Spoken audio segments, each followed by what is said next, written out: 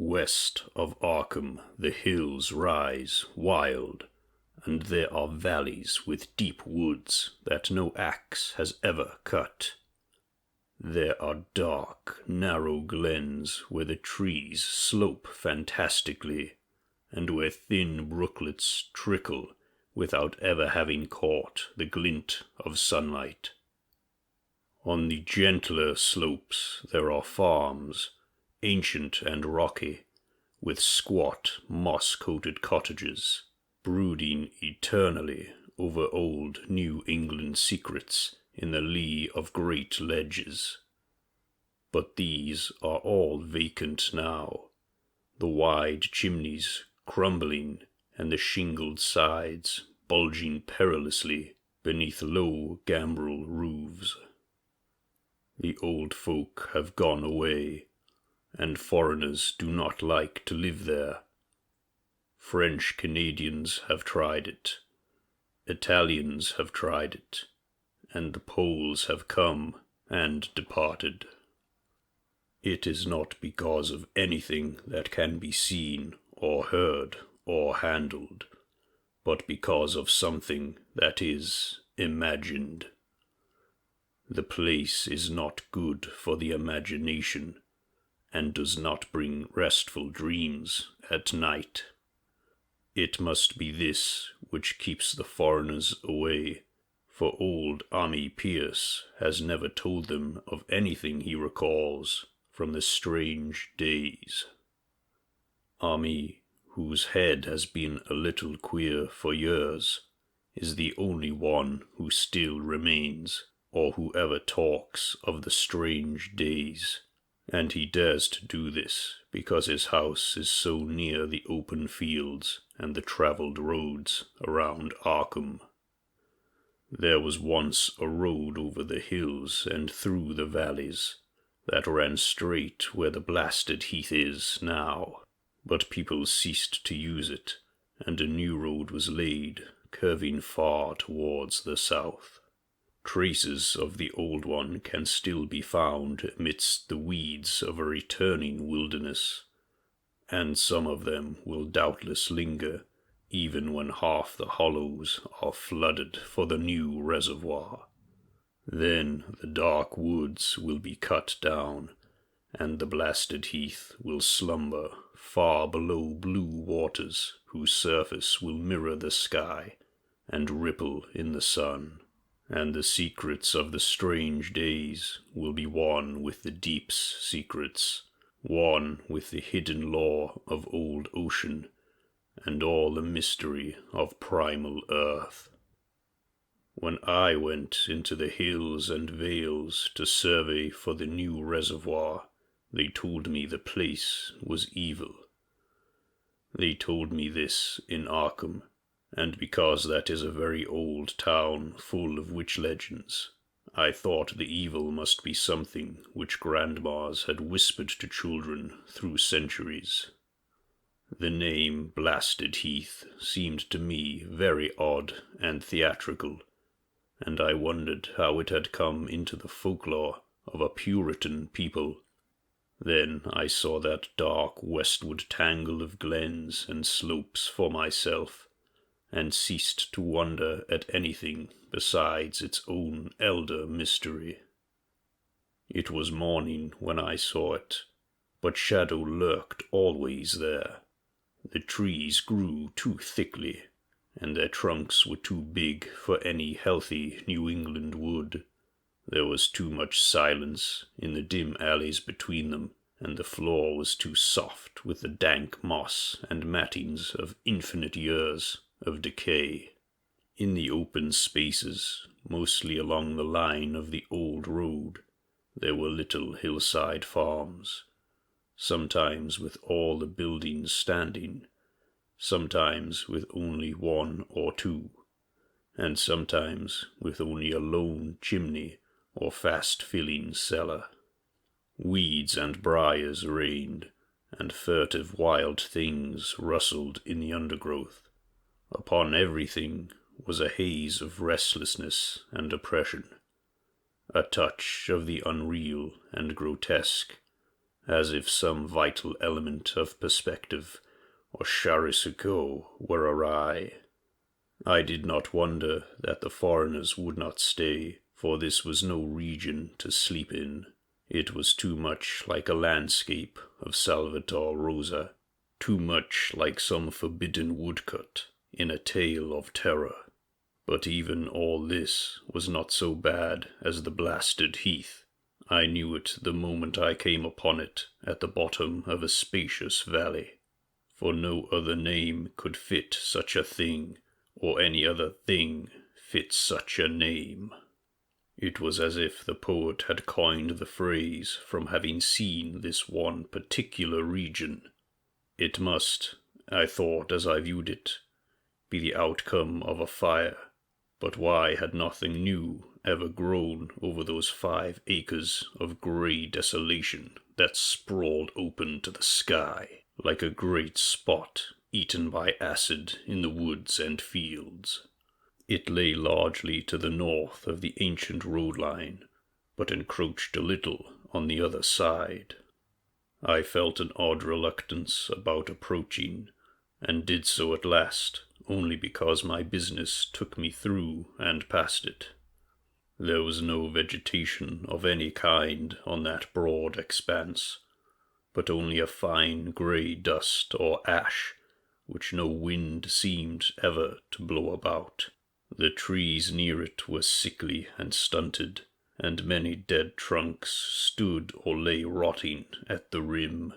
As I walked hurriedly by, I saw the tumbled bricks and stones of an old chimney and cellar on my right, and the yawning black maw of an abandoned well whose stagnant vapours played strange tricks with the hues of the sunlight.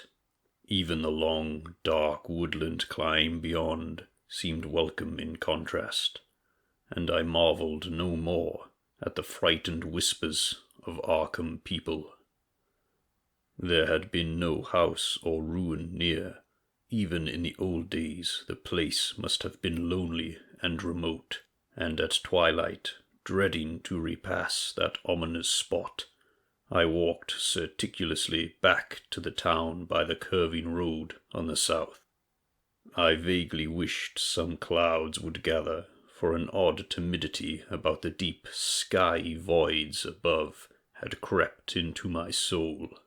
In the evening I asked old people in Arkham about the blasted heath, and what was meant by that phrase, strange days, which so many evasively muttered. I could not, however, get any good answers, except that all the mystery was much more recent than I had dreamed. It was not a matter of old legendary at all, but something within the lifetime of those who spoke. It had happened in the 80s, and a family had disappeared or was killed.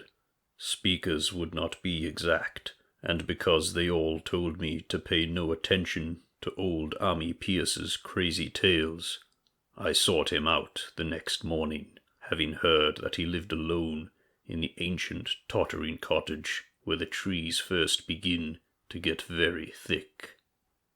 It was a fearsomely archaic place, and had begun to exude the faint miasmal odour which clings about houses that have stood too long. Only with persistent knocking could I rouse the aged man, and when he shuffled timidly to the door, I could tell he was not glad to see me. He was not so feeble as I had expected, but his eyes drooped in a curious way, and his unkempt clothing and white beard made him seem very worn and dismal. Not knowing just how he could best be launched on his tales, I feigned a matter of business, told him of my surveying, and asked vague questions about the district. He was far brighter and more educated than I had been led to think, and before I knew it had grasped quite as much of the subject as any man I had talked with in Arkham. He was not like other rustics I had known in the sections where reservoirs were to be. From him there were no protests at the miles of old wood and farmland to be blotted out, though perhaps there would have been had not this home lain outside the bounds of the future lake. Relief was all that he shewed, relief at the doom of the dark ancient valleys through which he had roamed all his life. They were better under water now, better under water since the strange days, and with this opening his husky voice sank low, while his body leaned forward and his right forefinger began to point shakily and impressively. It was then that I heard the story, and as the rambling voice scraped and whispered on, I shivered again and again, despite the summer day. Often I had to recall the speaker from ramblings, piece out scientific points which he knew only by a fading parrot memory of Professor's talk, or bridge over gaps where his sense of logic and continuity broke down. When he was done, I did not wonder that his mind had snapped a trifle, or that the folk of Arkham would not speak much of the blasted heath. I hurried back before sunset to my hotel, unwilling to have the stars come out above me in the open, and the next day returned to Boston to give up my position. I could not go into that dim chaos of old forest and slope again, or face another time that grey blasted heath, where the black well yawned deep beside the tumbled bricks and stones. The reservoir will soon be built now, and all those elder secrets will be safe forever under watery fathoms. But even then, I do not believe I would like to visit that country by night. At least, not when the sinister stars are out, and nothing could bribe me to drink the new city water of Arkham. It all began, old Ami said, with the meteorite. Before that time there had been no wild legends at all since the witch trials, and even then these western woods were not feared half so much as the small island in the Miskatonic where the devil held court beside a curious stone altar older than the Indians. These were not haunted woods, and their fantastic dusk was never terrible till the strange days. Then there had come that white noontide cloud, that string of explosions in the air, and that pillar of smoke from the valley far in the wood. And by night all Arkham had heard of the great rock that fell out of the sky and bedded itself in the ground beside the well at the Nahum Gardner place. That was the house which had stood where the blasted heath was to come, the trim white Nahum Gardner house amidst its fertile gardens and orchards. Nahum had come to town to tell people about the stone, and had dropped in at Ami Pierce's on the way. Ami was 40 then, and all the queer things were fixed very strongly in his mind. He and his wife had gone with the 3 professors from Miskatonic University, who hastened out the next morning to see the weird visitor from unknown stellar space, and had wondered why Nahum had called it so large the day before. It had shrunk, Nahum said, as he pointed out the big brownish mound above the ripped earth and charred grass near the archaic well sweep in his front yard. But the wise man answered that stones do not shrink. Its heat lingered persistently, and Nahum declared it had glowed faintly in the night. The professors tried it with a geologist's hammer, and found it was oddly soft. It was, in truth, so soft as to be almost plastic, and they gouged rather than chipped a specimen to take back to the college for testing. They took it in an old pail borrowed from Nahum's kitchen, for even the small piece refused to grow cool. On the trip back, they stopped at Ami's to rest, and seemed thoughtful when Mrs. Pierce remarked that the fragment was growing smaller and burning the bottom of the pail. Truly, it was not large, but perhaps they had taken less than they thought.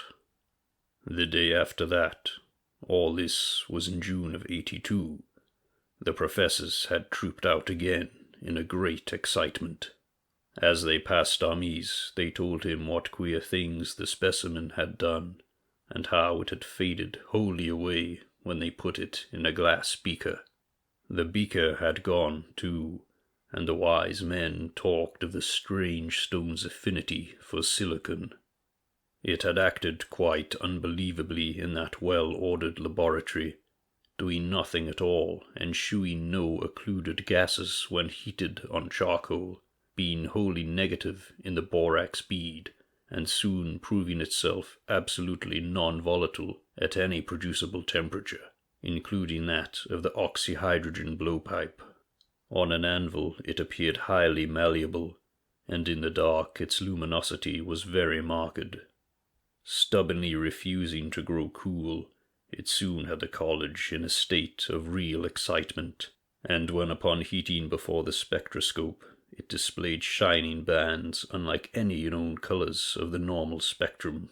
There was much breathless talk of new elements, bizarre optical properties, and other things which puzzled men of science are wont to say when faced by the unknown.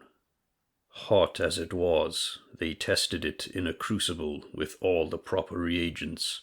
Water did nothing, hydrochloric acid was the same, nitric acid and even aqua regia merely hissed and spattered against its torrid invulnerability.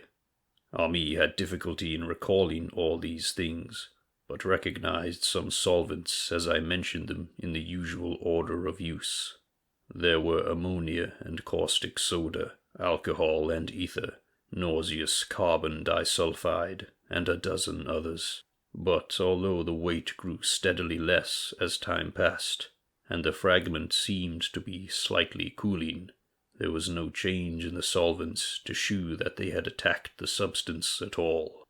It was a metal, though, beyond a doubt. It was magnetic for one thing, and after its immersion in the acid solvents, there seemed to be faint traces of the Widmanstatten figures found on meteoric iron.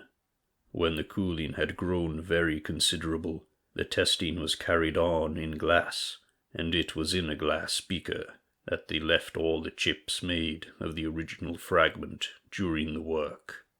The next morning, both chips and beaker were gone without trace, and only a charred spot marked the place on the wooden shelf where they had been. All this the professors told Ami as they paused at his door, and once more he went with them to see the stony messenger from the stars, though this time his wife did not accompany him. It had now most certainly shrunk, and even the sober professors could not doubt the truth of what they saw.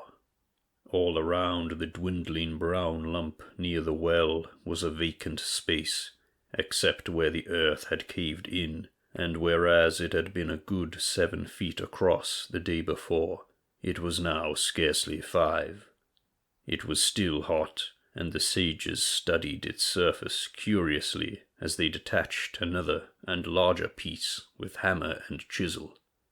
They gouged deeply this time, and as they pried away the smaller mass, they saw that the core of the thing was not quite homogeneous. They had uncovered what seemed to be the side of a large coloured globule embedded in the substance. The colour, which resembled some of the bands in the meteor's strange spectrum, was almost impossible to describe, and it was only by analogy that they called it colour at all. Its texture was glossy, and upon tapping it appeared to promise both brittleness and hollowness. One of the professors gave it a smart blow with a hammer, and it burst with a nervous little pop. Nothing was emitted, and all trace of the thing vanished with the puncturing. It left behind a hollow spherical space about 3 inches across, and all thought it probable that others would be discovered as the enclosing substance wasted away. Conjecture was vain, so after a futile attempt to find additional globules by drilling, the seekers left again with their new specimen, which proved, however, as baffling in the laboratory as its predecessor had been. Aside from being almost plastic, having heat, magnetism, and slight luminosity, cooling slightly in powerful acids, possessing an unknown spectrum, wasting away in air, and attacking silicon compounds with mutual destruction as a result. It presented no identifying features whatsoever. And at the end of the tests, the college scientists were forced to own that they could not place it. It was not of this earth, but a piece of the great outside, and as such dowered with outside properties and obedient to outside laws. That night there was a thunderstorm, and when the professors went out to Nahum's the next day, they met with a bitter disappointment. The stone, magnetic as it had been, must have had some peculiar electrical property, for it had drawn the lightning, as Nahum said, with a singular persistence. 6 times within an hour the farmer saw the lightning strike the furrow in the front yard, and when the storm was over, nothing remained but a ragged pit by the ancient well-sweep, half choked with caved-in earth. Digging had borne no fruit, and the scientists verified the fact of the utter vanishment. The failure was total, so that nothing was left to do but go back to the laboratory and test again the disappearing fragment left carefully cased in lead. That fragment lasted a week, at the end of which nothing of value had been learned of it. When it had gone, no residue was left behind, and in time the professors felt scarcely sure they had indeed seen with waking eyes that cryptic vestige of fathomless gulfs outside. That lone, weird message from other universes and other realms of matter, force, and entity. As was natural, the Arkham papers made much of the incident with its collegiate sponsoring, and sent reporters to talk with Nahum Gardner and his family. At least one Boston daily also sent a scribe, and Nahum quickly became a kind of local celebrity. He was a lean, genial person of about 50, living with his wife and 3 sons on the pleasant farmstead in the valley. He and Ami exchanged visits frequently, as did their wives, and Ami had nothing but praise for him after all these years. He seemed slightly proud of the notice his place had attracted, and talked often of the meteorite in the succeeding weeks. That July and August were hot, and Nahum worked hard at his haying in the 10-acre pasture across Chapman's Brook, his rattling wain wearing deep ruts in the shadowy lanes between. The labour tired him more than it had in other years, and he felt that age was beginning to tell on him. Then fell the time of fruit and harvest.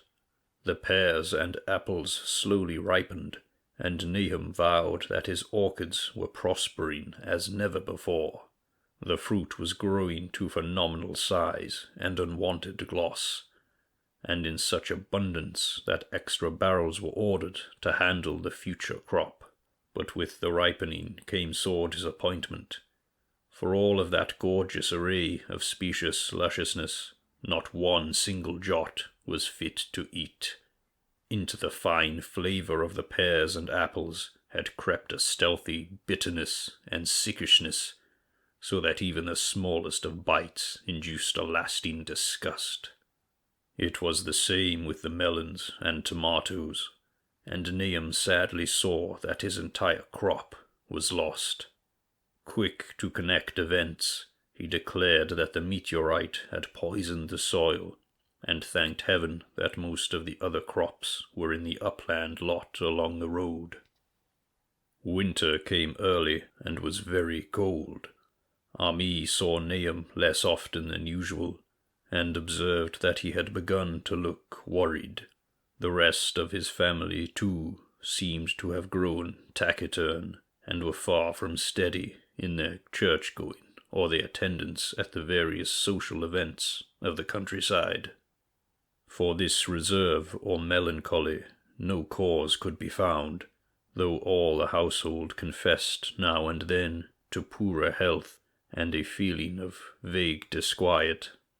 Nahum himself gave the most definite statement of anyone when he said that he was disturbed about certain footprints in the snow. They were the usual winter prints of red squirrels, white rabbits, and foxes, but the brooding farmer professed to see something not quite right about their nature and arrangement. He was never specific, but appeared to think that they were not as characteristic of the anatomy and habits of squirrels and rabbits and foxes as they ought to be. Ami listened without interest to this talk, until one night when he drove past Nahum's house in his sleigh on the way back from Clark's Corners. There had been a moon, and a rabbit had run across the road, and the leaps of that rabbit were longer than either Ami or his horse liked. The latter, indeed, had almost run away when brought up by a firm rein.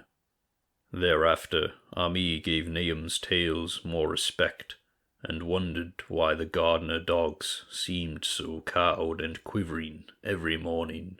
They had, it developed, nearly lost the spirit to bark. In February, the McGregor boys from Meadow Hill were out shooting woodchucks, and not far from the Gardner place bagged a very peculiar specimen. The proportions of its body seemed slightly altered in a queer way impossible to describe, while its face had taken on an expression which no one ever saw in a woodchuck before. The boys were genuinely frightened, and threw the thing away at once, so that only their grotesque tales of it ever reached the people of the countryside. But the shine of the horses near Nahum's house had now become an acknowledged thing, and all the basis for a cycle of whispered legend was fast taking form. People vowed that the snow melted faster around Nahum's than it did anywhere else, and early in March there was an awed discussion in Potter's General Store at Clark's Corners. Stephen Rice had driven past Gardner's in the morning, and had noticed the skunk cabbages coming up through the mud by the woods across the road. Never were things of such size seen before, and they held strange colours that could not be put into any words.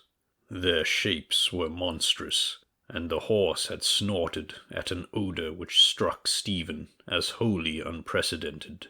That afternoon, several persons drove past to see the abnormal growth, and all agreed that plants of that kind ought never to sprout in a healthy world. The bad fruit of the fall before was freely mentioned, and it went from mouth to mouth that there was poison in Nahum's ground. Of course it was the meteorite, and remembering how strange the men from the college had found that stone to be, several farmers spoke about the matter to them. One day they paid Nahum a visit, but having no love of wild tales and folklore, were very conservative in what they inferred. The plants were certainly odd, but all skunk cabbages are more or less odd in shape and odour and hue. Perhaps some mineral element from the stone had entered the soil, but would soon be washed away. And as for the footprints and frightened horses, of course this was mere country talk, which such a phenomenon as the aerolite would be certain to start.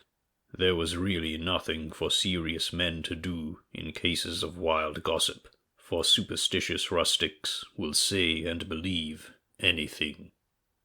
And so all through the strange days the professors stayed away in contempt. Only one of them, when given 2 vials of dust for analysis in a police job over a year and a half later, recalled that the queer colour of that skunk cabbage had been very like one of the anomalous bands of light shewn by the meteor fragment in the college spectroscope, and like the brittle globule found embedded in the stone from the abyss. The samples in this analysis case gave the same odd bands at first, though later they lost the property. The trees budded prematurely around Nahum's, and at night they swayed ominously in the wind. Nahum's second son, Thaddeus, a lad of 15, swore that they swayed also when there was no wind, but even the gossips would not credit this. Certainly, however, restlessness was in the air. The entire Gardner family developed the habit of stealthy listening, though not for any sound which they could consciously name. The listening was, indeed, rather a product of moments when consciousness seemed half to slip away. Unfortunately, such moments increased week by week, till it became common speech that something was wrong with all Nahum's folks. When the early saxifrage came out, it had another strange colour, not quite like that of the skunk cabbage, but plainly related and equally unknown to anyone who saw it. Nahum took some blossoms to Arkham and shewed them to the editor of the Gazette, but that dignitary did no more than write a humorous article about them, in which the dark fears of rustics were held up to polite ridicule. It was a mistake of Nahum's to tell a stolid city man about the way the great overgrown mourning cloak butterflies behaved in connection with these saxifrages. April brought a kind of madness to the country folk, and began that disuse of the road past Nahum's which led to its ultimate abandonment.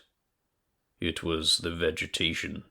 All the orchid trees blossomed forth in strange colours, and through the stony soil of the yard and adjacent pasturage there sprang up a bizarre growth which only a botanist could connect with the proper flora of the region. No sane, wholesome colours were anywhere to be seen, except in the green grass and leafage, but everywhere those hectic and prismatic variants of some diseased underlying primary tone without a place among the known tints of earth. The Dutchman's breeches became a thing of sinister menace, and the blood-roots grew insolent in their chromatic perversion. Ami and the gardeners thought that most of the colours had a sort of haunting familiarity, and decided that they reminded one of the brittle globule in the meteor. Nahum ploughed and sowed the 10-acre pasture and the upland lot, but did nothing with the land around the house. He knew it would be of no use, and hoped that the summer's strange growths would draw all the poison from the soil. He was prepared for almost anything now, and had grown used to the sense of something near him waiting to be heard. The shunning of his house by neighbours told on him, of course, but it told on his wife more. The boys were better off being at school each day, but they could not help being frightened by the gossip. Thaddeus, an especially sensitive youth, suffered the most. In May the insects came, and Nahum's place became a nightmare of buzzing and crawling.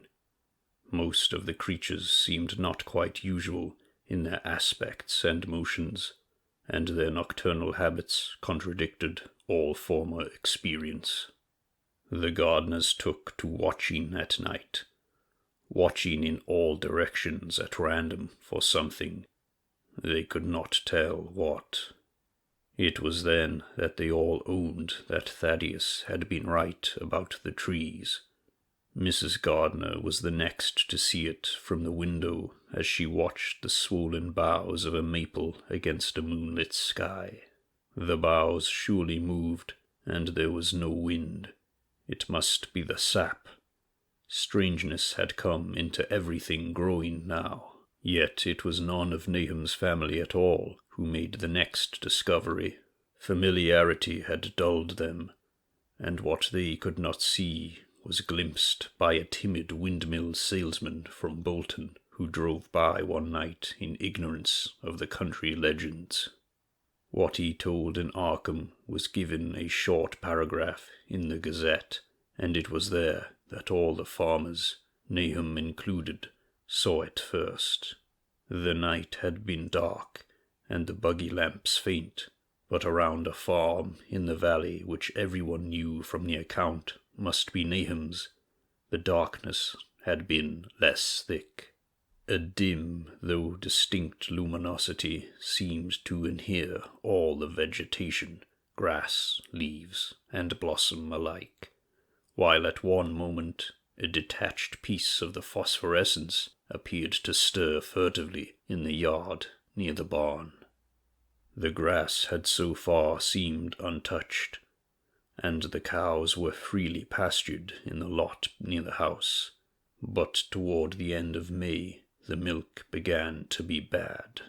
Then Nahum had the cows driven to the uplands, after which the trouble ceased. Not long after this, the change in grass and leaves became apparent to the eye.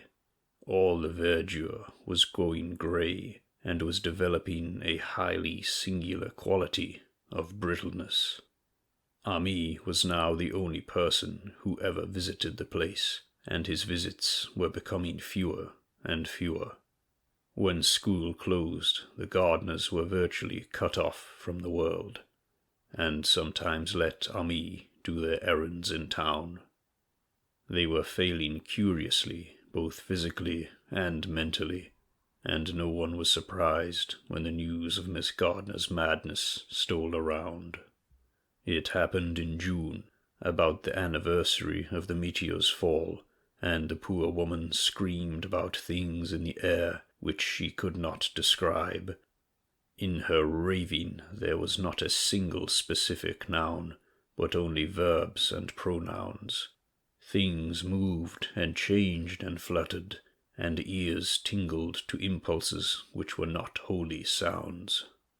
Something was taken away. She was being drained of something. Something was fastening itself on her that ought not to be. Someone must make it keep off. Nothing was ever still in the night. The walls and windows shifted. Nahum did not send her to the county asylum, but let her wander about the house as long as she was harmless to herself and others. Even when her expression changed, he did nothing. But when the boys grew afraid of her, and Thaddeus nearly fainted at the way she made faces at him, he decided to keep her locked in the attic.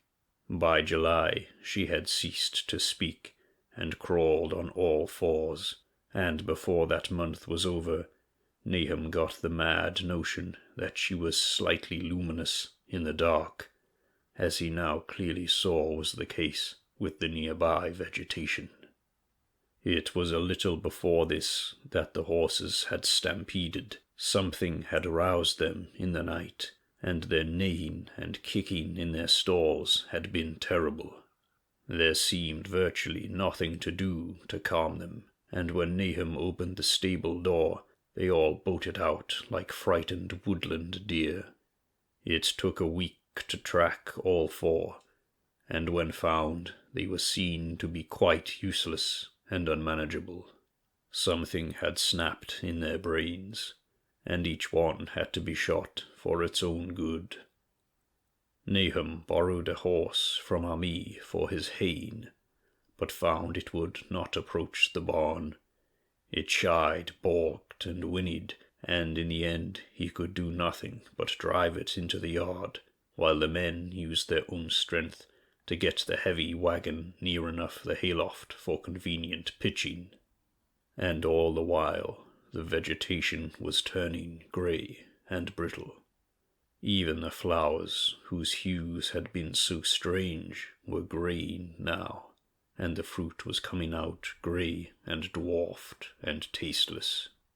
The asters and goldenrod bloomed grey and distorted, and the roses and zinnias and hollyhocks in the front yard were such blasphemous-looking things that Nahum's oldest boy, Zenos, cut them down. The strangely puffed insects died about that time, even the bees that had left their hives and taken to the woods. By September, all the vegetation was fast crumbling to a greyish powder, and Nahum feared that the trees would die before the poison was out of the soil. His wife now had spells of terrific screaming, and he and the boys were in a constant state of nervous tension. They shunned people now, and when school opened, the boys did not go. But it was Ami, on one of his rare visits, who first realized that the well water was no longer good.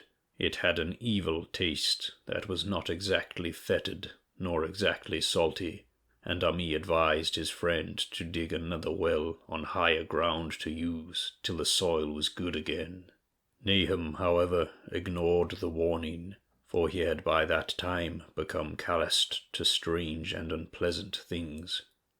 He and the boys continued to use the tainted supply, drinking it as listlessly and mechanically as they ate their meagre and ill-cooked meals, and did their thankless and monotonous chores through the aimless days. There was something of stolid resignation about them all, as if they walked half in another world between lines of nameless guards to a certain and familiar doom. Thaddeus went mad in September after a visit to the well. He had gone with a pail and had come back empty-handed, shrieking and waving his arms, and sometimes lapsing into an inane titter or a whisper about the moving colours down there. 2 in one family was pretty bad, but Nahum was very brave about it. He let the boy run about for a week until he began stumbling and hurting himself, and then he shut him in an attic room across the hall from his mother's. The way they screamed at each other from behind their locked doors was very terrible, especially to little Merwin, who fancied they talked in some terrible language that was not of earth. Merwin was getting frightfully imaginative, and his restlessness was worse after the shutting away of the brother who had been his greatest playmate. Almost at the same time the mortality among the livestock commenced. Poultry turned greyish and died very quickly, their meat being found dry and noisome upon cutting. Hogs grew inordinately fat, then suddenly began to undergo loathsome changes which no one could explain. Their meat was of course useless, and Nahum was at his wits' end. No rural veterinary would approach his place, and the city veterinary from Arkham was openly baffled. The swine began growing grey and brittle and falling to pieces before they died, and their eyes and muzzles developed singular alterations. It was very inexplicable, for they had never been fed from the tainted vegetation. Then something struck the cows. Certain areas, or sometimes the whole body, would be uncannily shriveled or compressed, and atrocious collapses or disintegrations were common. In the last stages, and death was always the result, there would be a greying and turning brittle like that which beset the hogs. There could be no question of poison, for all the cases occurred in a locked and undisturbed barn. No bites of prowling things could have brought the virus, for what live beast of earth can pass through solid obstacles? It must be only natural disease, yet what disease could wreak such results was beyond any mind's guessing. When the harvest came, there was not an animal surviving on the place, for the stock and poultry were dead, and the dogs had run away. These dogs, 3 in number, had all vanished one night, and were never heard of again. The 5 cats had left some time before, but their going was scarcely noticed, since there now seemed to be no mice, and only Mrs. Gardner had made pets of the graceful felines. On the 19th of October, Nahum staggered into Ami's house with hideous news. The death had come to poor Thaddeus in his attic room, and it had come in a way which could not be told. Nahum had dug a grave in the railed family plot behind the farm, and had put therein what he found. There could have been nothing from outside, for the small barred window and locked door were intact, but it was much as it had been in the barn. Ami and his wife consoled the stricken man as best they could, but shuddered as they did so. Stark terror seemed to cling around the gardeners and all they touched, and the very presence of one in the house was a breath from regions unnamed and unnameable. Ami accompanied Nahum home with the greatest reluctance, and did what he might to calm the hysterical sobbing of little Merwin. Zanus needed no calming. He had come of late to do nothing but stare into space and obey what his father told him, and Ami thought that this fate was very merciful. Now and then Merwin's screams were answered faintly from the attic, and in response to an inquiring look, Nahum said that his wife was getting very feeble. When night approached, Ami managed to get away, for not even friendship could make him stay in that spot when the faint glow of vegetation began, and the trees may or may not have swayed without wind. It was really lucky for Ami that he was not more imaginative. Even as things were, his mind was bent ever so slightly, but had he been able to connect and reflect upon all the portents around him, he must inevitably have turned a total maniac. In the twilight he hastened home, the screams of the mad woman and the nervous child ringing horribly in his ears. 3 days later Nahum lurched into Ami's kitchen in the early morning, and in the absence of his host stammered out a desperate tale once more, while Mrs. Pierce listened in a clutching fright. It was little Merwin this time. He was gone. He had gone out late at night with a lantern and pail for water, and had never come back. He'd been going to pieces for days, and hardly knew what he was about, screamed at everything. There had been a frantic shriek from the yard then, but before the father could get to the door, the boy was gone. There was no glow from the lantern he had taken, and of the child himself no trace. At the time Nahum thought the lantern and pail were gone too, but when dawn came, and the man had plodded back from his all-night search of the woods and fields, he had found some very curious things near the well. There was a crushed and apparently somewhat melted mass of iron, which had certainly been the lantern, while a bent bale and twisted iron hoops beside it, both half-fused, seemed to hint at the remnants of the pail. That was all. Nahum was past imagining. Mrs. Pierce was blank, and Ami, when he had reached home and heard the tale, could give no guess. Merwin was gone, and there would be no use in telling the people around, who shunned all gardeners now. No use, either, in telling the city people at Arkham, who laughed at everything. Thad was gone, and now Merwin was gone. Something was creeping and waiting to be seen and felt and heard. Nahum would go soon, and he wanted Ami to look after his wife and Zanus if they survived him.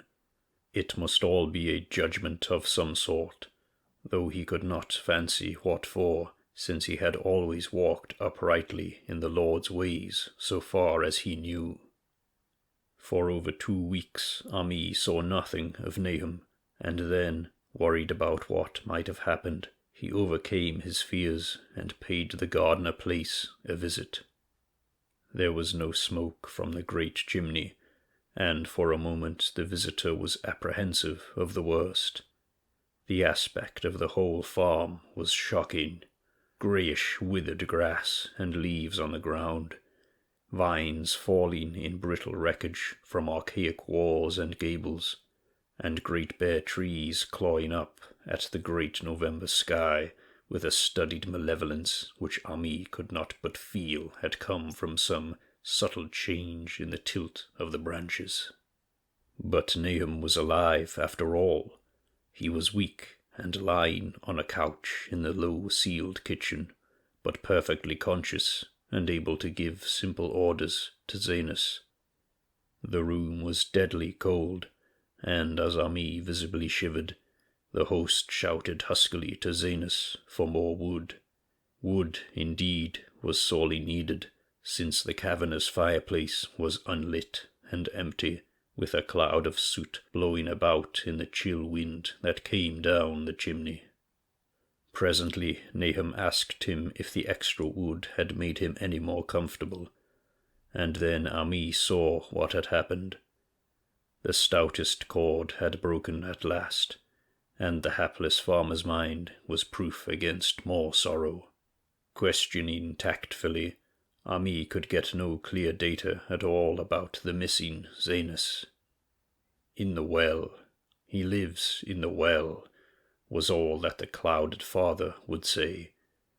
Then there flashed across the visitor's mind a sudden thought of the mad wife, and he changed his line of inquiry. "Nabby, why, here she is," was the surprised response of poor Nahum, and Ami soon saw that he must search for himself. Leaving the harmless babbler on the couch, he took the keys from their nail beside the door and climbed the creaking stairs to the attic. It was very close and noisome up there, and no sound could be heard from any direction. Of the 4 doors in sight, only one was locked, and on this he tried various keys on the ring he had taken. The 3rd key proved the right one, and after some fumbling, Ami threw open the low white door. It was quite dark inside, for the window was small and half obscured by the crude wooden bars, and Ami could see nothing at all on the wide planked floor. The stench was beyond enduring, and before proceeding further he had to retreat to another room and return with his lungs filled with breathable air. When he did enter, he saw something dark in the corner, and upon seeing it more clearly, he screamed outright. While he screamed, he thought a momentary cloud eclipsed the window, and a second later he felt himself brushed as if by some hateful current of vapour. Strange colours danced before his eyes, and had not a present horror numbed him, he would have thought of the globule in the meteor that the geologist's hammer had shattered, and of the morbid vegetation that had sprouted in the spring. As it was, he thought only of the blasphemous monstrosity which confronted him, and which all too clearly had shared the nameless fate of young Thaddeus and the livestock. But the terrible thing about this horror was that it very slowly and perceptibly moved as it continued to crumble. Ami would give me no added particulars to this scene, but the shape in the corner does not reappear in his tale as a moving object. There are things which cannot be mentioned, and what is done in common humanity is sometimes cruelly judged by the law. I gathered that no moving thing was left in that attic room, and that to leave anything capable of motion there would have been a deed so monstrous as to damn any accountable being to eternal torment. Anyone but a stolid farmer would have fainted or gone mad, but Ami walked conscious through that low doorway and locked the accursed secret behind him. There would be Nahum to deal with now. He must be fed and tended, and removed to some place where he could be cared for. Commencing his descent of the dark stairs, Ami heard a thud below him. He even thought a scream had been suddenly choked off, and recalled nervously the clammy vapour which had brushed by him in that frightful room above. What presence had his cry and entry started up? Halted by some vague fear, he heard still further sounds below. Indubitably, There was a sort of heavy dragging, and a most detestably sticky noise, as of some fiendish and unclean species of suction. With an associative sense goaded to feverish heights, he thought unaccountably of what he had seen upstairs. Good God, what eldritch dream world was this into which he had blundered? He dared move neither backward nor forward, but stood there trembling at the black curve of the boxed-in staircase. Every trifle of the scene burned itself into his brain. The sounds, the sense of dread expectancy, the darkness, the steepness of the narrow steps, and, merciful heaven, the faint but unmistakable luminosity of all the woodwork in sight, steps, sides, exposed lathes, and beams alike. Then there burst forth a frantic whinny from Ammy's horse outside, followed at once by a clatter which told of a frenzied runaway. In another moment horse and buggy had gone beyond earshot, leaving the frightened man on the dark stairs to guess what had sent them. But that was not all. There had been another sound out there, a sort of liquid splash, water. It must have been the well. He had left Hero untied near it, and a buggy wheel must have brushed the coping and knocked in a stone. And still the pale phosphorescence glowed in that detestably ancient woodwork. God, how old the house was! Most of it built before 1670, and the gambrel roof not later than 1730. A feeble scratching on the floor downstairs now sounded distinctly, and Army's grip tightened on a heavy stick he had picked up in the attic for some purpose. Slowly nerving himself, he finished his descent and walked boldly toward the kitchen. But he did not complete the walk, because what he sought was no longer there. It had come to meet him, and it was still alive, after a fashion. Whether it had crawled, or whether it had been dragged by an external force, Ami could not say, but the death had been at it. Everything had happened in the last half hour, but collapse, graying, and disintegration were already far advanced. There was a horrible brittleness, and dry fragments were scaling off. Ami could not touch it, but looked horrifiedly into the distorted parody that had been a face. What was it, Nahum? What was it? He whispered, and the cleft, bulging lips were just able to crackle out a final answer. Nothing. Nothing. The color. It burns. Cold and wet. But it burns. It lived in the well. I seen it. A kind of smoke. Just like the flowers last spring. The well shone at night. Thad and Murney and Zanus. Everything alive. Sucking the life out of everything. In that stone. It must have come in that stone. Poisoned the whole place. Don't know what it wants. That round thing them men from the college dug out of the stone. They smashed it. It was that same color. Just the same, like the flowers and plants. Must have been more of them. Seeds. Seeds. They growed. I seen it the first time this week. Must have got strong on Zanus. He was a big boy, full of life. It beats down your mind, and then it gets you, burns you up, in the well water.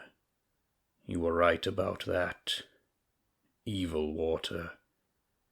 Zanus never came back from the well. Can't get away. Draws you.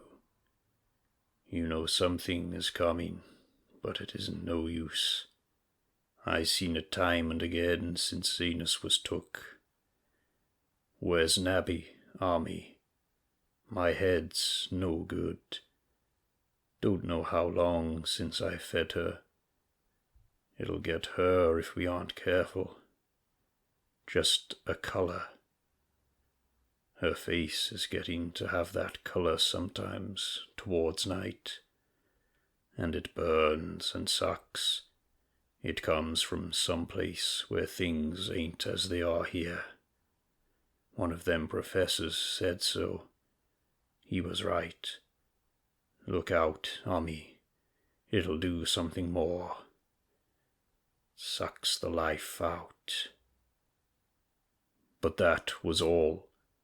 That which spoke could speak no more, because it had completely caved in. Ami laid a red checkered tablecloth over what was left and reeled out the back door into the fields. He climbed the slope to the 10-acre pasture and stumbled home by the north road and the woods. He could not pass that well from which his horse had ran away. He had looked at it through the window and had seen that no stone was missing from the rim. Then the lurching buggy had not dislodged anything after all. The splash had been something else, something which went into the well after it had done with poor Nahum. When Ami reached his house, the horse and buggy had arrived before him and thrown his wife into fits of anxiety.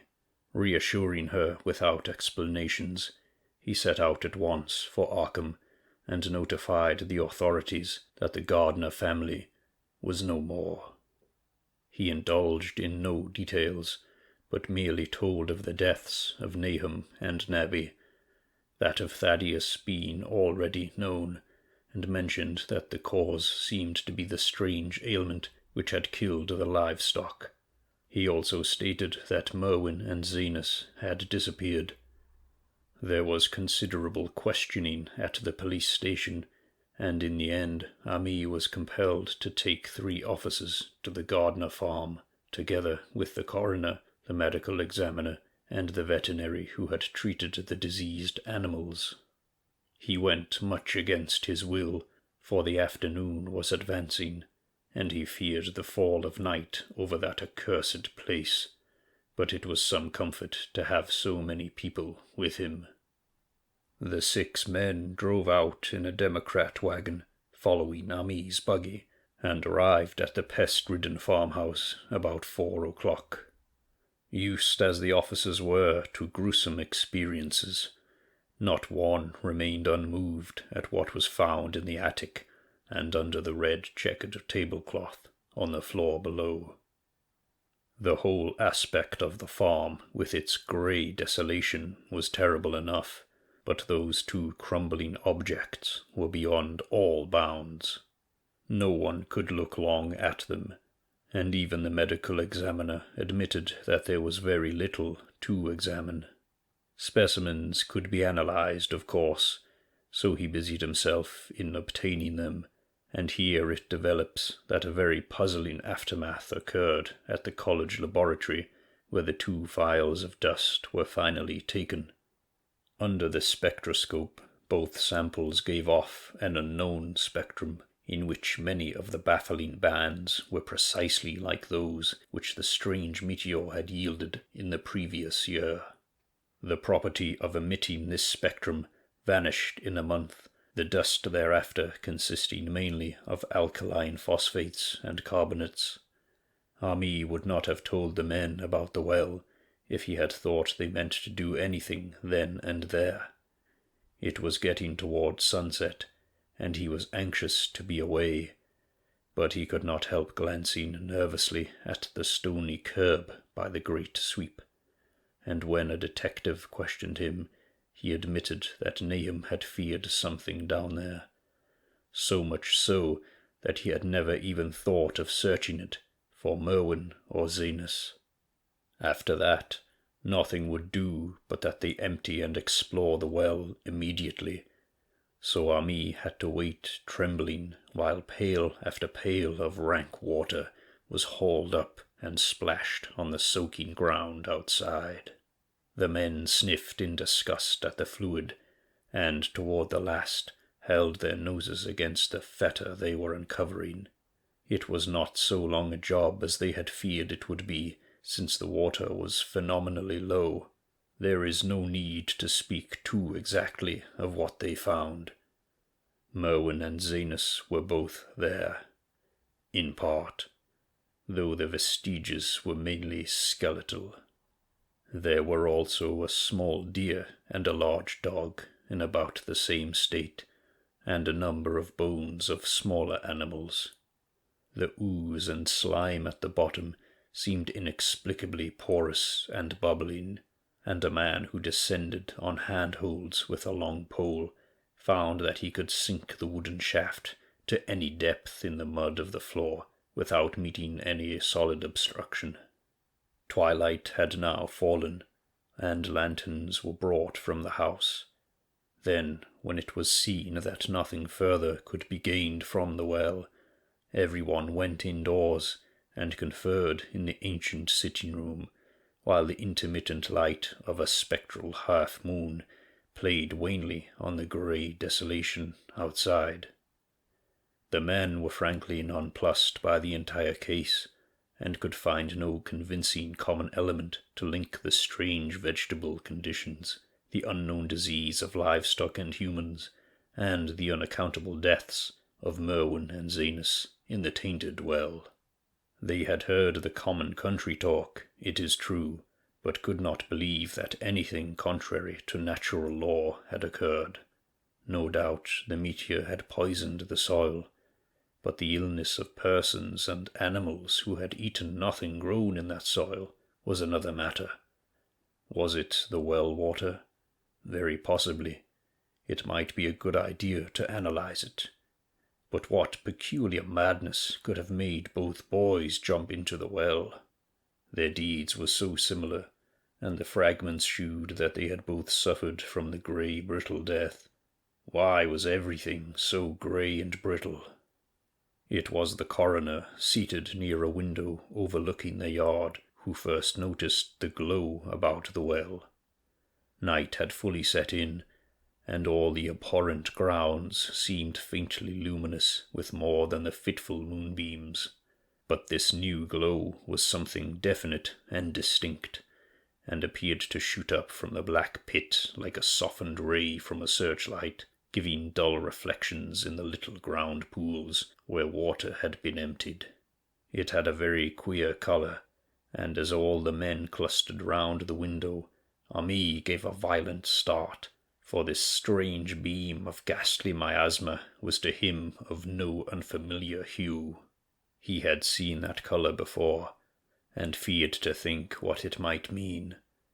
He had seen it in the nasty brittle globule in that aerolite 2 summers ago, and had seen it in the crazy vegetation of the springtime, and had thought he had seen it for an instant that very morning against the small barred window of that terrible attic room where nameless things had happened. It had flashed there a second, and a clammy and hateful current of vapour had brushed past him, and then poor Nahum had been taken by something of that colour. He had said so at the last, said it was the globule and the plants. After that had come the runaway in the yard and the splash in the well, and now that well was belching forth to the night a pale insidious beam of the same demonic tint. It does credit to the alertness of Ami's mind that he puzzled even at that tense moment over a point which was essentially scientific. He could not but wonder at his gleaning of the same impression from a vapour glimpsed in the daytime against a window opening on the morning sky, and from a nocturnal exhalation as seen as a phosphorescent mist against the black and blasted landscape. It wasn't right. It was against nature, and he thought of those terrible last words of his stricken friend. It come from some place where things ain't as they is here. One of them professors said so. All 3 horses outside, tied to a pair of shriveled saplings by the road, were now neighing and pawing frantically. The wagon driver started for the door to do something, but Ami laid a shaky hand on his shoulder. "Don't go out there," he whispered. "There's more to this than we know. Nahum said something lived in the well that sucks your life out. He said it must be something growed from a round ball, like one we all seen in the meteor stone that fell a year ago, June.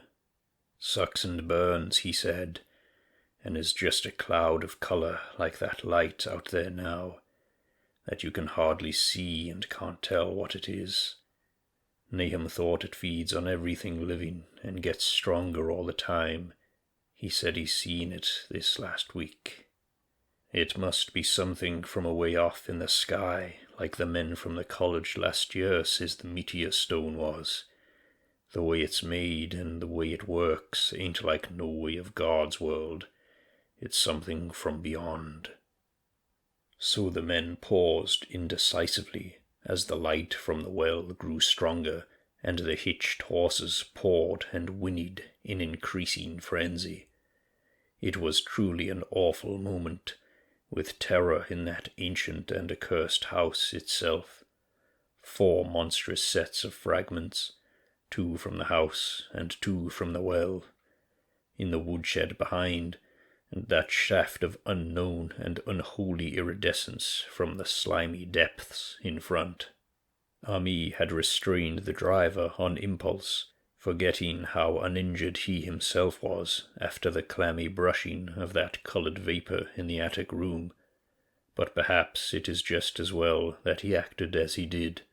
No one will ever know what was abroad that night, and though the blasphemy from beyond had not so far hurt any human of unweakened mind, there is no telling what it might not have done at that last moment, and with its seemingly increased strength, and the special signs of purpose it was soon to display beneath the half-clouded, moonlit sky. All at once one of the detectives at the window gave a short, sharp gasp. The others looked at him, and then quickly followed his gaze upward to the point at which its idle strain had been suddenly arrested. There was no need for words. What had been disputed in country gossip was disputable no longer, and it is because of the thing which every man of that party agreed in, whispering later on that the strange days are never talked about in Arkham. It is necessary to premise that there was no wind at that hour of the evening. One did arise not long afterward, but there was absolutely none then. Even the dry tips of the lingering hedge mustard, grey and blighted, and the fringe on the roof of the standing Democrat wagon were unstirred. And yet, amid that tense, godless calm, the high bare boughs of all the trees in the yard were moving. They were twitching morbidly and spasmodically, clawing in convulsive and epileptic madness at the moonlit clouds, scratching impotently in the noxious air as if jerked by some alien and bodiless line of linkage with subterrene horrors writhing and struggling below the black roots. Not a man breathed for several seconds. Then a cloud of darker depth passed over the moon, and the silhouette of clutching branches faded out momentarily. At this there was a general cry, muffled with awe, but husky and almost identical from every throat, for the terror had not faded with this silhouette, and in a fearsome instant of deeper darkness, the watchers saw wriggling at that tree-top height 1,000 tiny points of faint and unhallowed radiance, tipping each bough like the fire of St. Elmo or the flames that came down on the apostles' heads at Pentecost.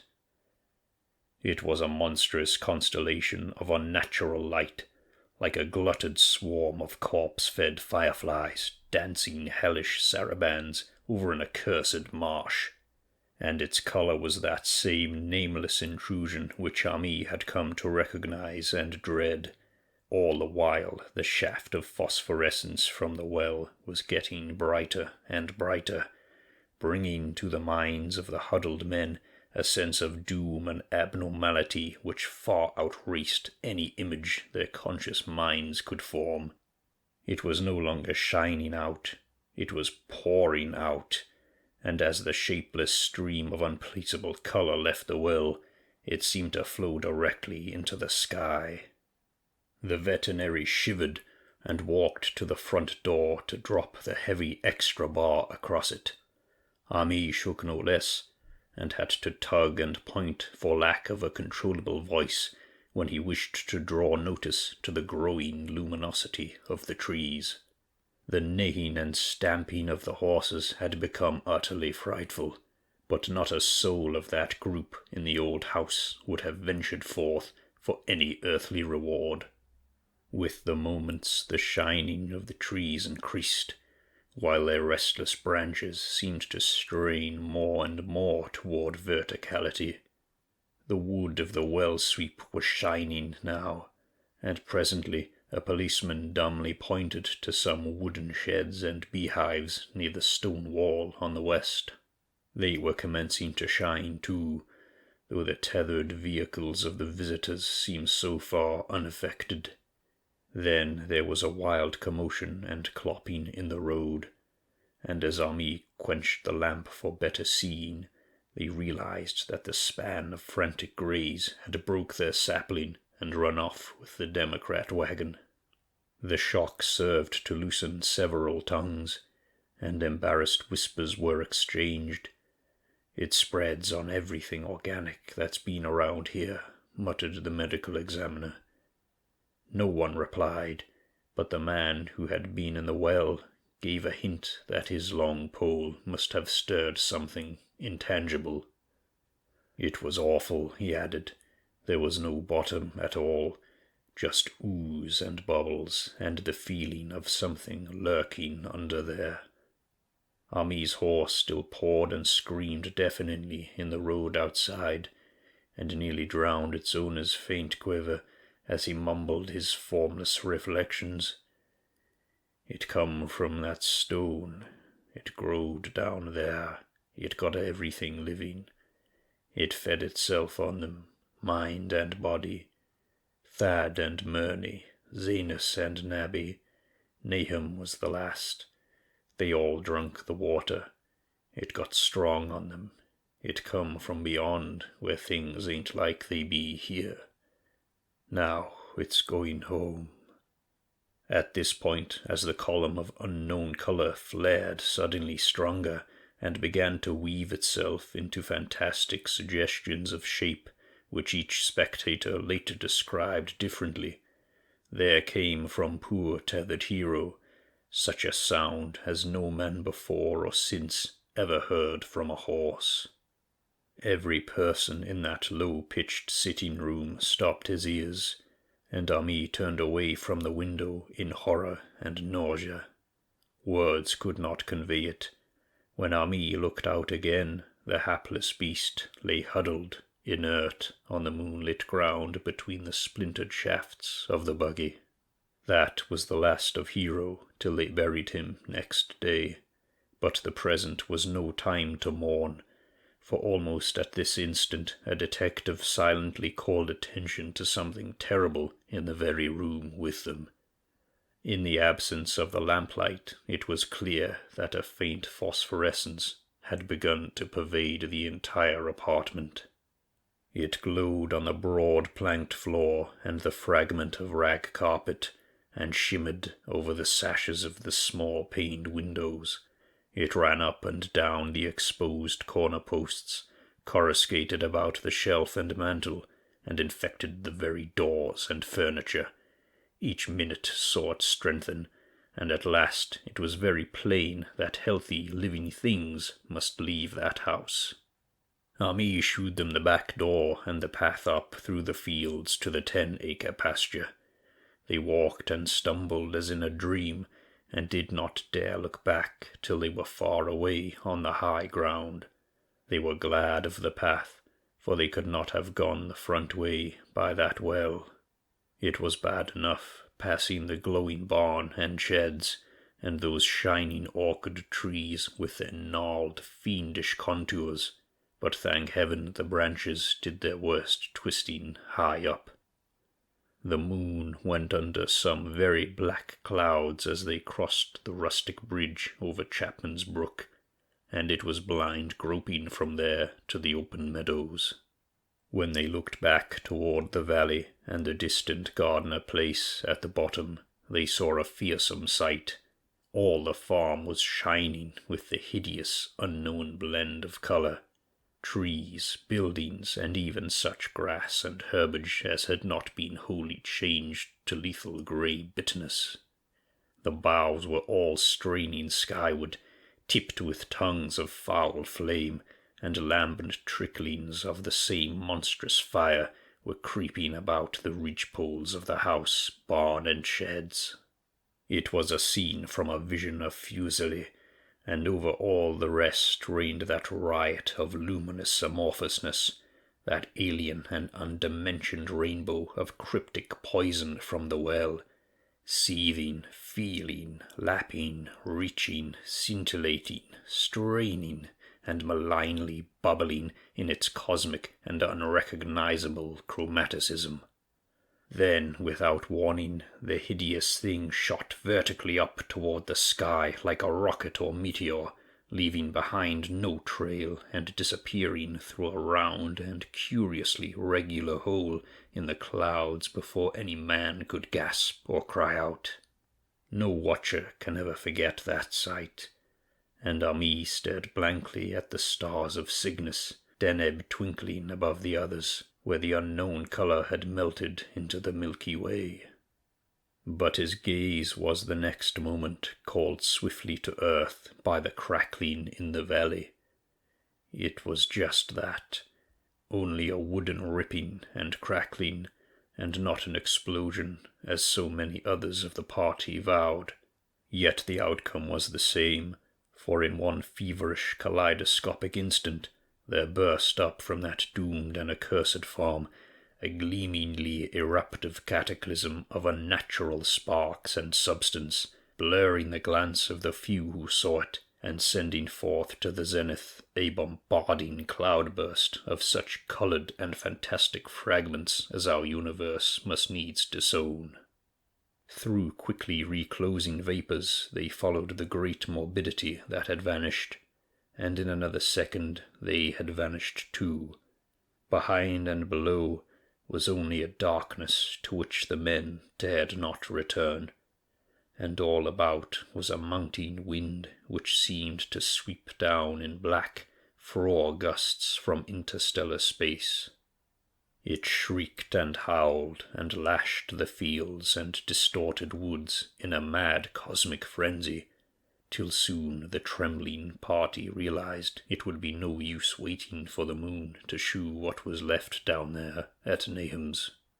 Too awed even to hint theories, the 7 shaking men trudged back toward Arkham by the north road. Ami was worse than his fellows, and begged them to see him inside his own kitchen instead of keeping straight on to town. He did not wish to cross the nighted, wind-whipped woods alone to his home on the main road, for he had an added shock that the others were spared, and was crushed forever with a brooding fear he dared not even mention for many years to come.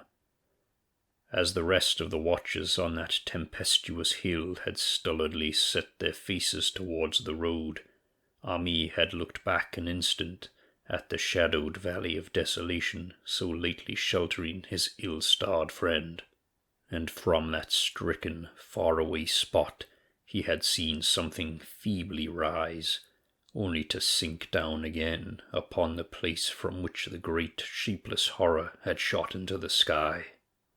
It was just a colour, but not any colour of our earth or heavens, and because Ami recognized that colour, and knew that this last faint remnant must still lurk down there in the well, he has never been quite right since. Ami would never go near the place again. It is over half a century now since the horror happened, but he has never been there, and will be glad when the new reservoir blots it out.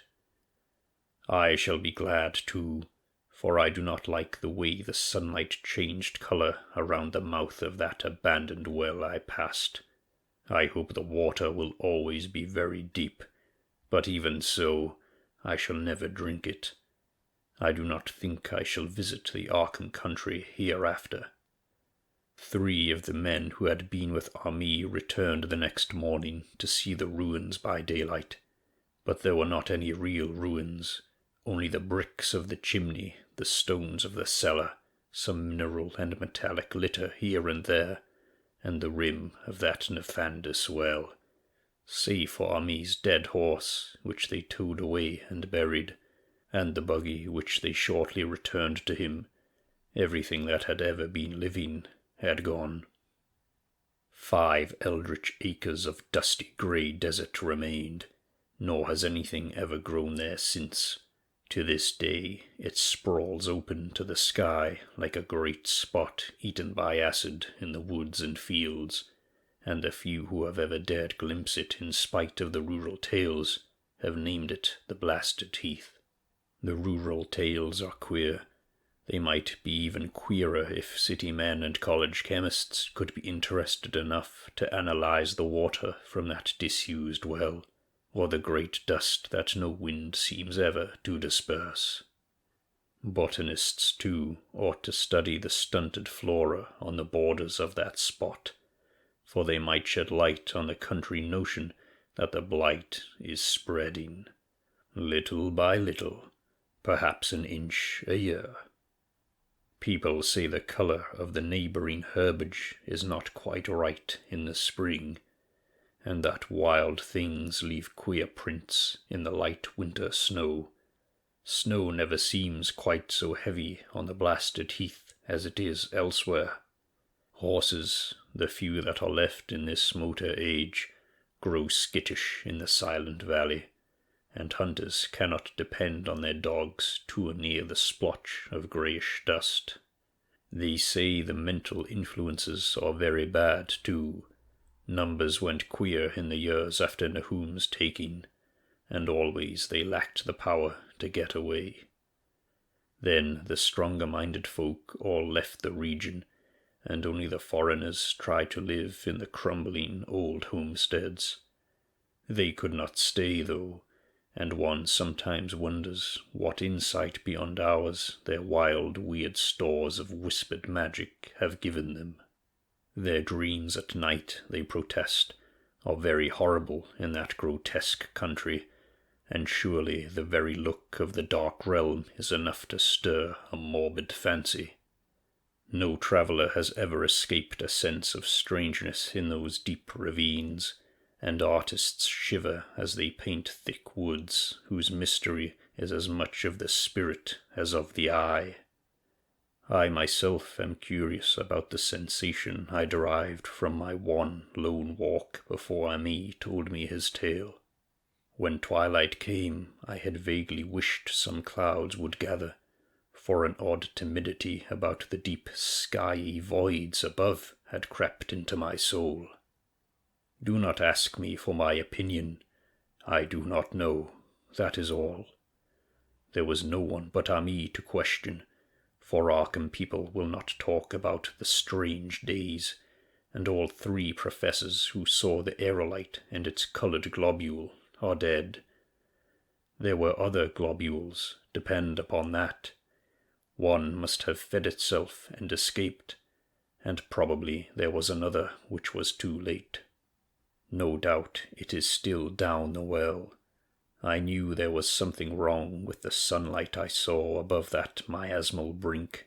The rustics say the blight creeps an inch a year, so perhaps there is a kind of growth or nourishment even now. But whatever demon hatchling is there, it must be tethered to something, or else it would quickly spread. Is it fastened to the roots of those trees that claw the air? One of the current Arkham tales is about fat oaks that shine and move as they ought not to do at night. What it is, only God knows. In terms of matter, I suppose the thing Ami described would be called a gas, but this gas obeyed laws that are not of our cosmos. This was no fruit of such worlds and suns as shine on the telescopes and photographic plates of our observatories. This was no breath from the skies whose motions and dimensions our astronomers measure or deem too vast to measure.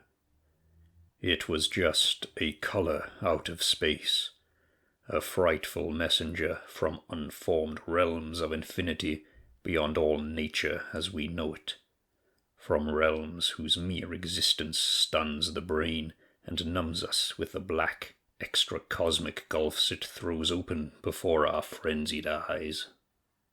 I doubt very much if Ami consciously lied to me, and I do not think his tale was all a freak of madness as the townfolk had forewarned. Something terrible came to the hills and valleys on that meteor, and something terrible, though I do not know in what proportion, still remains. I shall be glad to see the water come. Meanwhile, I hope nothing will happen to Ami. He saw so much of the thing, and its influence was so insidious. Why has he never been able to move away? How clearly he recalled those dying words of Nahum's. Can't get away. Draws you. You know something's coming, but it's no use. Ami is such a good old man. When the reservoir gang gets to work, I must write the chief engineer to keep a sharp watch on him. I would hate to think of him as the grey, twisted, brittle monstrosity, which persists more and more in troubling my sleep.